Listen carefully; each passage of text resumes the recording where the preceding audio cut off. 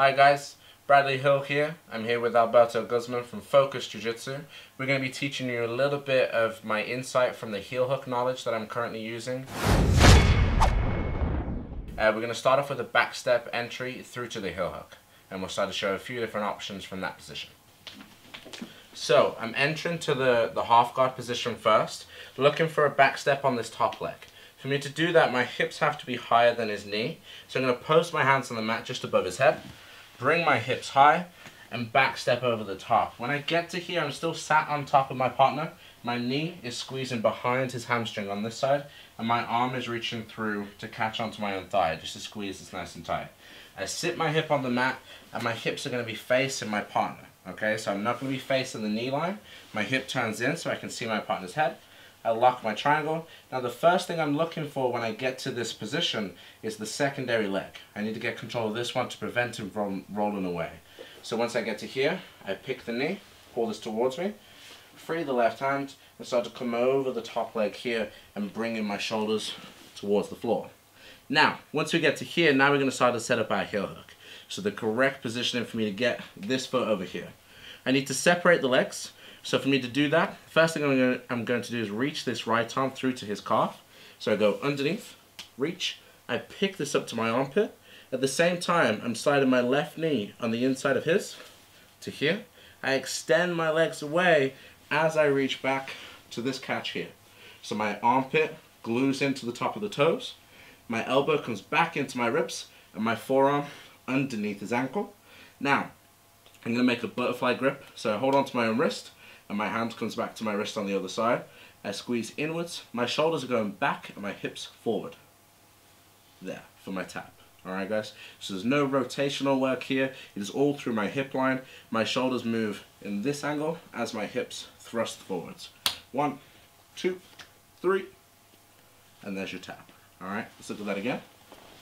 We step in to begin the guard pass. Maybe I'm having a little bit of trouble getting through the legs, so I go above, backstep, catch.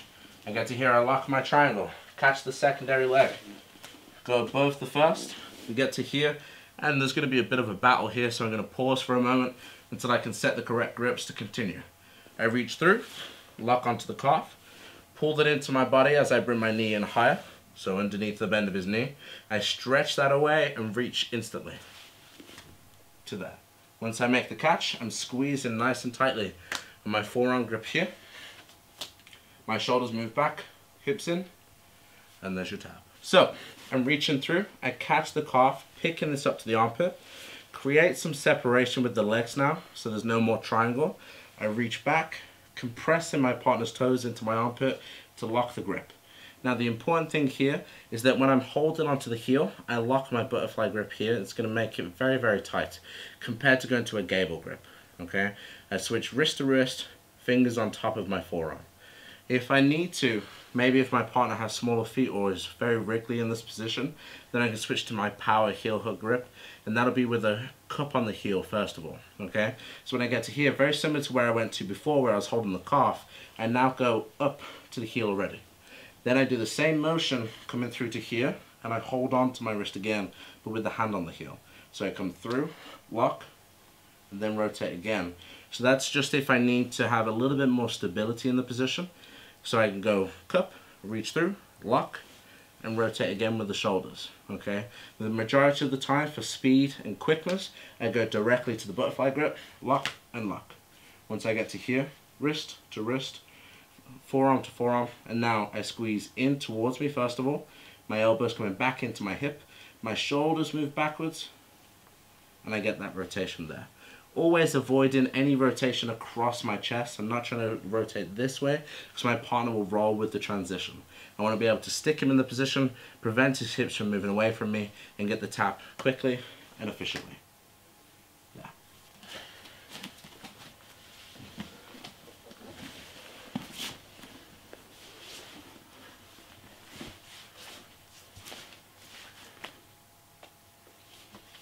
Okay, now we're going to move into my entry to the exact same position we've just been looking at, but from my guard.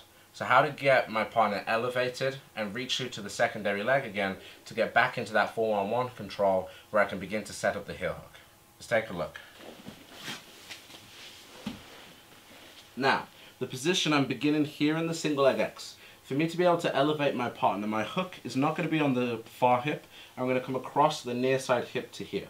The next thing I start to do is bring my partner up to force him to base his hand on the mat.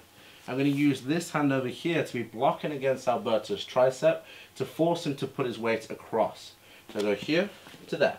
Now, if I need to, my second leg will hook through. Instead I'm going to X guard here. So I lift with the right hook, lift with the left hook, and we get to this position here. I slide my left leg straight and his hip will fall directly into position. Now my triangle is locked on, my knee turns towards the mat, and I bring his hips back to the floor. Once his hips are on the mat, I'm in a perfect position to start going back to the same setup. My knee is on the floor, across his hip line to make sure he can't put any weight back onto me. And now I'm in a position ready to split the legs and go to my finish. It's the exact same look here. I reach through, catch the calf, pulling this into my armpit, slide my knee under his knee line to here, stretch that away at the same time as I arch and catch. And then very, very tight position. As soon as I get there, my shoulders activate, my hips activate, and I go straight for the finish. Alright guys, let's look at that one more time. So, I begin in the single leg X. My hook is on the near side leg over here, just underneath the butt by the hamstring. I'm going to be reaching underneath the armpit and bringing my partner's weight across me to here. Once I get to there, I slide my hook underneath and it comes underneath the second leg. I elevate and extend. When I extend, I allow his hip to come back to the floor, and now I will readdress this with my left knee, pulling in and locking my triangle already. I have the secondary leg under control. I point my knee to the floor and we're into the same position. Once I get to here, separate the feet. Pull the one that I want to heel hook, bend the leg, pressing it away from me as I reach back, arch, and catch. And there's your tap. It is very important in this position to make sure I distribute his weight accordingly. I have to bring his body to the opposite side to make his legs lighter. I never want my partner's weight over the top of me. That's why it's very important I come underneath, I push his weight across. The more his weight is over there, it's much easier for me to elevate his hip. So I bring my hook underneath, slide underneath the thigh, lift, and extend all the way through. As I extend, his knee drops down, my knee pulls back, and I lock my triangle in a very tight position. Open the knee line, I get to here, split the leg, and into the heel hook finish. Alright, thank you all for watching. This is just a little insight to the heel hook game that I'm starting to add into my own techniques now.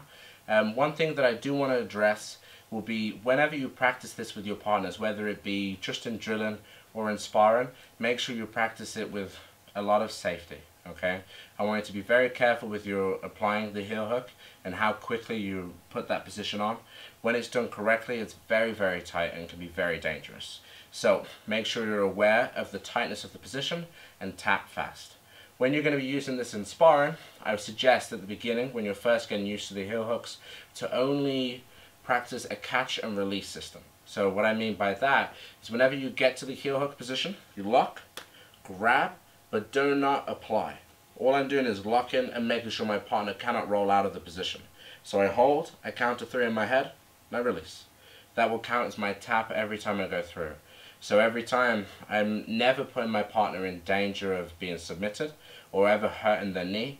All I do is I practice my entry, I get to the correct position, I apply the heel hook correctly, lock my grip, hold, make sure my partner can't move too much so he can't escape, and then I release. I'm never going straight berserk and starting to bend his leg and force the tap. Okay guys? Remember, always put your partner's safety above anything else. We want to make sure that we can still train tomorrow. Thank you guys for watching.